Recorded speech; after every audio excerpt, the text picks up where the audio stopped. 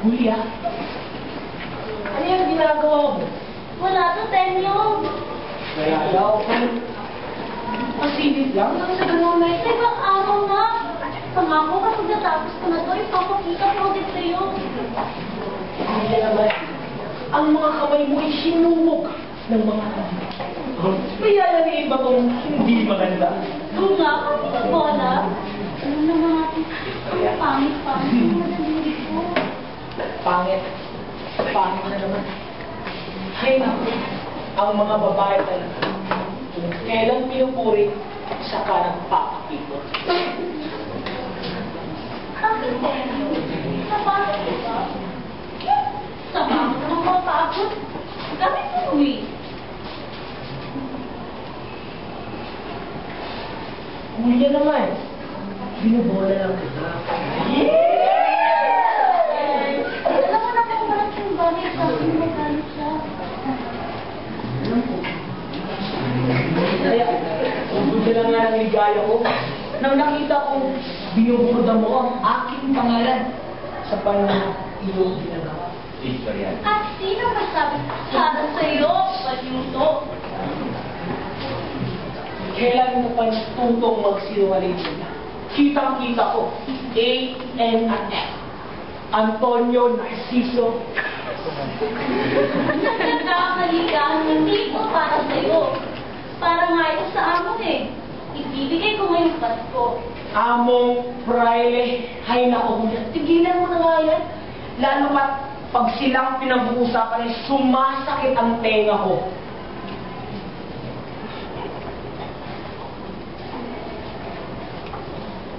Sige, Julia. Ipangako mo sa akin. Kung nagsisinungaling ka, ay mamakakaya. Hindi naman, yung mapakakaya. Oo nga?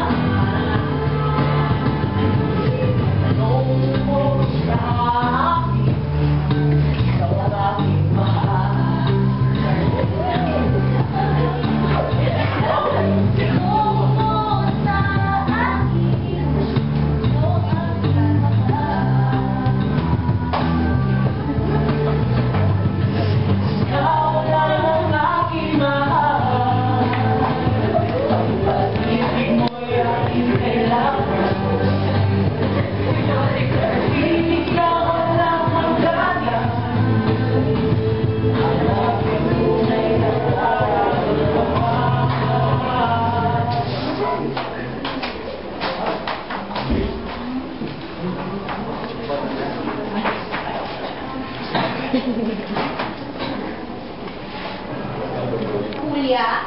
Julia? Saan mo nilagay ang baro kong makato? Mga penyo! Lucas! Ika? Ano ka naman ito? Mga senyong, sinagi po sa atin yung bulunsang sa atin. Guru tayo sa tamayan sa ano? Lagi po din sa atin yun. Wala ka? Sige mo tayo sa kape. Tingnan mo na. Nalagay mo si tatang. Kailangan mo siya kung saan. Sandali! Sasama kami! Julia? Tukoy na. Maghihis ka! Tatang!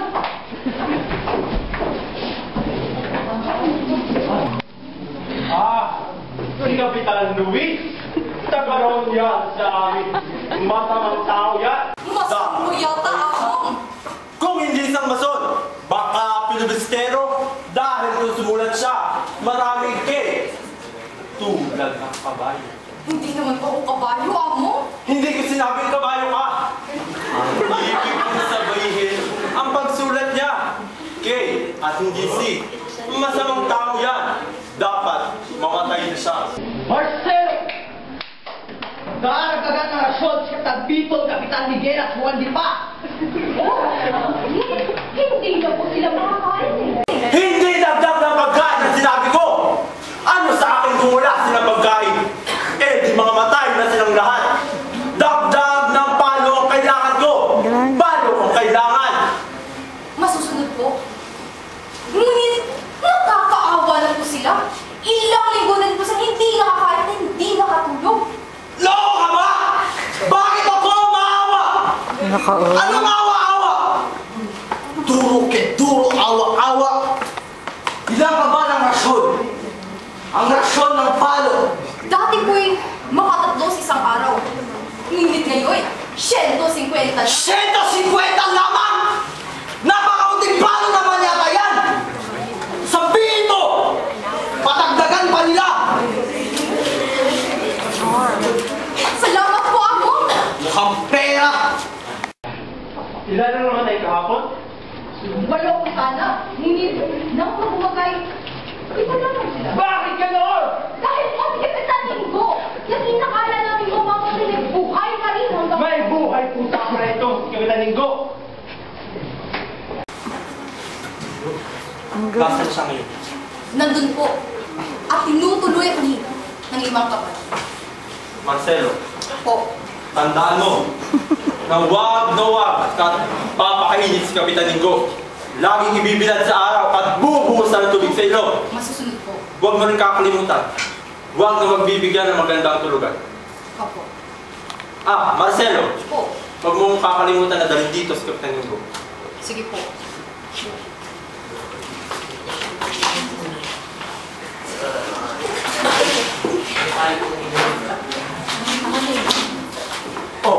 Kapitan ng puti. Ikaw pala yung narito na. Ngayon ay makikita mo na yung asawa. Dahil dadalhin siya dito ng kalye. Sinabihan ko na pakainin ng marami. At huwag nang ibibilad sa araw. Sinabihan ko na rin na bigyan siya ng magandang tulugan. Salamat po, amo. Sige. Una na kami sa gobernador upang sabihin na pakawalan lahat ng mga bilanggo. Kaawa-awa naman sila. Talaga po, amo? Ano nga po? Maraming salamat po talaga, amo.